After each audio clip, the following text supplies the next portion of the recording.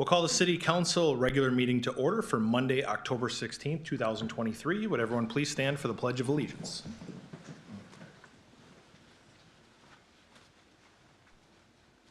I pledge allegiance to the flag of the United States of America and to the republic for which it stands, one nation, under God, indivisible, with liberty and justice for all.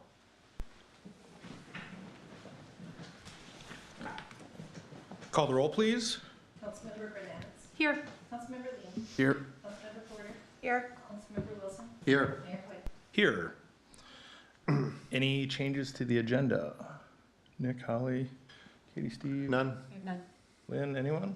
Seeing no changes, we'd look for a motion to approve the agenda. Motion. Motion by Katie, Second. second by Holly. All in favor, say aye. Aye. All right, moving on. We have item 6, which is our citizen comments. There's no one in attendance. We'll move on to item 7, which is our consent agenda. Look for a motion to approve the consent agenda. Motion to approve. Motion by Steve, Second. second by Nick. All in favor, say aye. Aye. And moving right along, the next item on the agenda is a public hearing for the certification of delinquent municipal services to 2024 property taxes. I'd like to open the public hearing at this time. And we have, I'll be taking that item. Lynn's going to take it for Chris. Since Chris is enjoying retirement, I'm going to take this item for him, and it's the public hearing and certification of delinquent municipal services to 2024 property taxes. So I'm bringing you the accounts that are delinquent for the municipal services. That includes water, sewer, stormwater, and streetlights, and it also includes the past due accounts for code enforcement special assessments. When the memo went out, at that time, we had 462 accounts that were past due. Since we sent the notice out and since the agenda has been published, now we're down to 420 accounts. So some residents, business owners have come in and paid their invoices. So we have removed them from the list.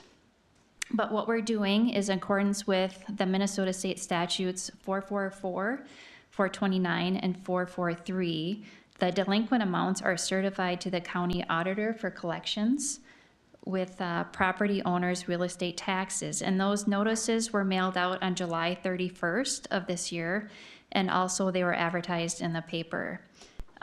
The amount as of October 13th, which was Friday, was in the total of $223,127.28. And so what I ask for you to do is listen to anybody that has comments during the public hearing, and to close the public hearing and to adopt the attached resolution certifying the delinquent accounts as an addition to the 2024 real estate taxes of the appropriate properties. Thank you, ma'am. Any questions for Lynn at this time? Nick? None. Holly? No. Katie? I have none. Steve? Lynn, if you know, does this stay with the property? So if the property were to go up for sale, does it follow the property or does it follow the person? Well, so if it goes up for sale, and usually the title company contacts the city to see if there's any assessments, and we would notify them at that time to get that taken care of before it's sold. Okay, thank you. All right. I have no questions. Thank you. If there's anyone in attendance that would like to speak on the certification of delinquent taxes, all right, if we have none at this time, then we will close the public hearing. Any further discussion or deliberation? Nick, Holly? None. Katie, Steve? None. All right, seeing none, then I would look for a motion to adopt the attached resolution certifying the delinquent accounts as an addition to the 2024 real estate taxes of the appropriate properties. Motion. Motion by Steve, Second. second by Nick. Call the roll, please. Councilmember Lee. Yes. Councilmember Porter. Yes. Councilmember Wilson. Yes. Mayor White. Yes. Councilmember Bernadette. Yes. All right. Right on to the City Council Roundtable. Steve? You know, I don't have anything today other than I guess I wish Mother Nature would have delivered rain at summer months as opposed to kind of coming all at one time in October. That would have been nice. But the other comment I wanted to make, John, it looks like you're probably on schedule or maybe ahead of schedule with hydrant flushing.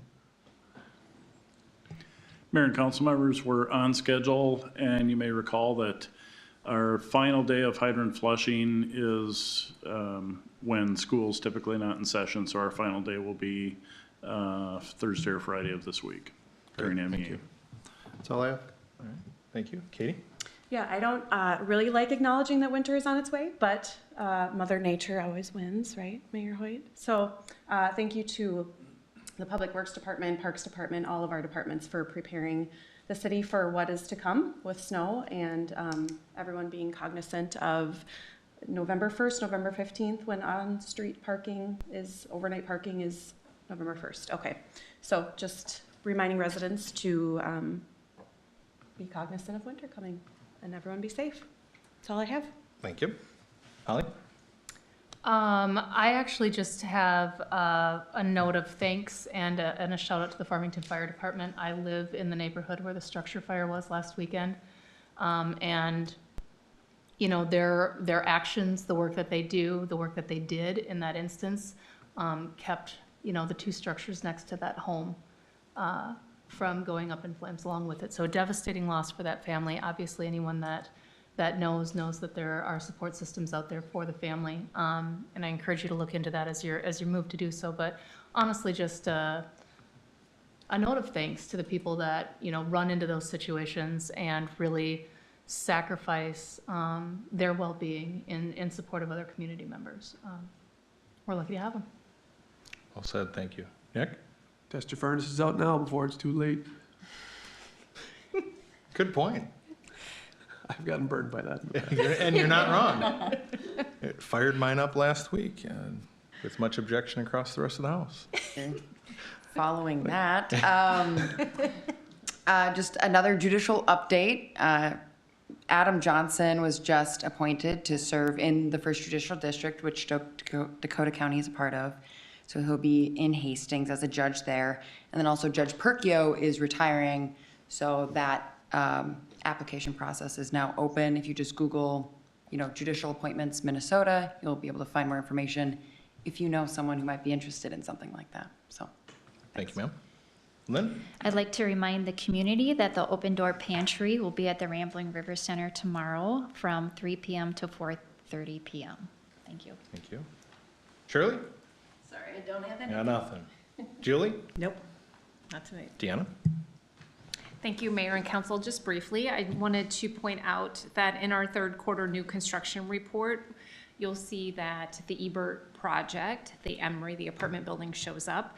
And anybody who's driven by can see that there's activity happening there. So it's going to be fun to watch that project come out of the ground. But the building permit has been issued and it's progressing. There was also an action on there tonight related on the consent agenda related to that project. So we're really excited to see that happen. Also, moving forward, your new construction quarterly reports and annual reports might start looking a little bit different.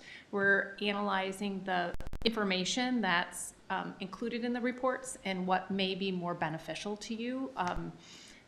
It's not saying that things will go away, but there are other points that we could be reporting on which may have more or different value to the council as we move forward. So stay tuned for changes coming with that. And that's all I have. Thank you. Thank you. Kelly?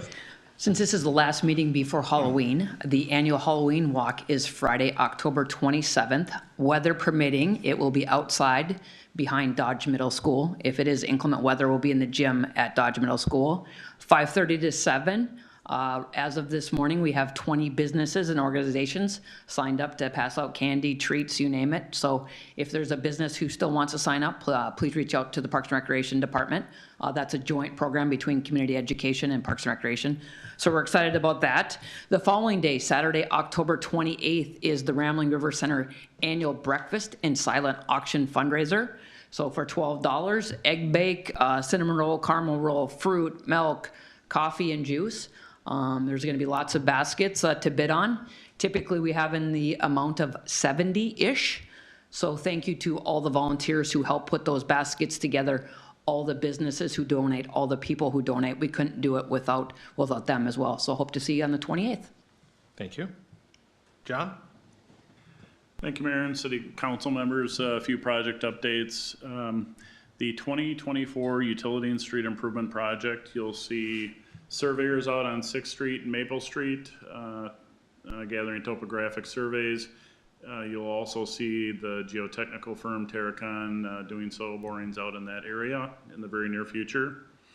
The Industrial Park Drainage Study, you'll see surveyors out in the Eaton Avenue area as well as the ditch to the east and north of Northern Natural Gas. They'll be surveying the ditch and parts of the industrial park development itself. And finally, we had a pre-construction meeting last week with the Meadowview Preserve developer. They will start grading that site this week. They received advantageous bids to do the site grading this fall, and they anticipate starting utility work in the spring. Thank you, sir. Chief?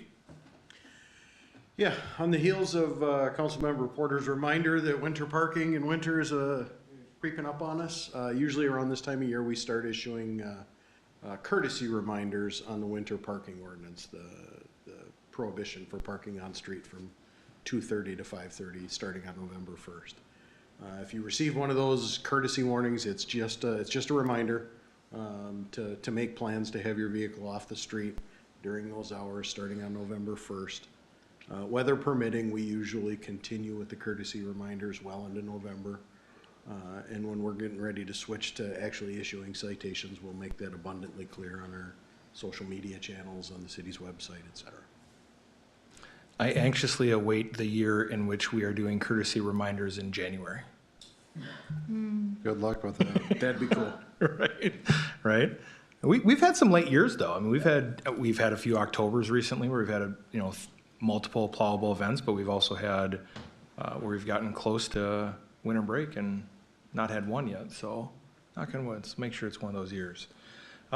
So Chief Elvestead is not here, and I would be remiss if I didn't mention Turkey Bingo, because we're only going to have one meeting Monday the 6th before Turkey Bingo, but as we all know, it's a huge fundraiser for the Firefighters Relief Association. That's Saturday, November 11th.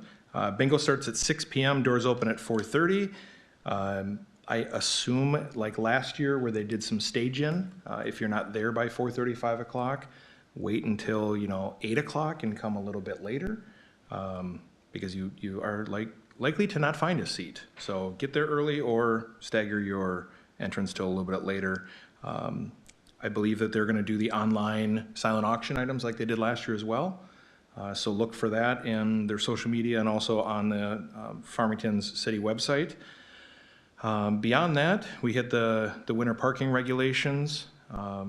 We do have Patriotic Day, which would be Thursday the 9th. That's going to be at the high school. The ceremony is going to start at 7:30. The free community dinner will start 5:30-ish. So as always, we'll be looking for people, wink, wink, wink, wink, to help serve meals that night. But it's a great opportunity to celebrate our veterans across the community. Congresswoman Craig will be there. Senator Duckworth will be there doing a couple of presentations and keynoting, for lack of better terms. But it's a great community event to show up during the week of Veterans Day to show some pride towards our veterans and the patriots in our community. So everyone is welcome. Again, it's a free steak dinner. I think there's chicken nuggets or something for the kiddos. Try to mix it up a little bit for them. Outside of that, I don't have anything to add. So we'd look for a motion to adjourn. Motion. Second. Motion by Steve, second by Holly. All in favor say aye. Aye. Aye. And we're adjourned at 7:14.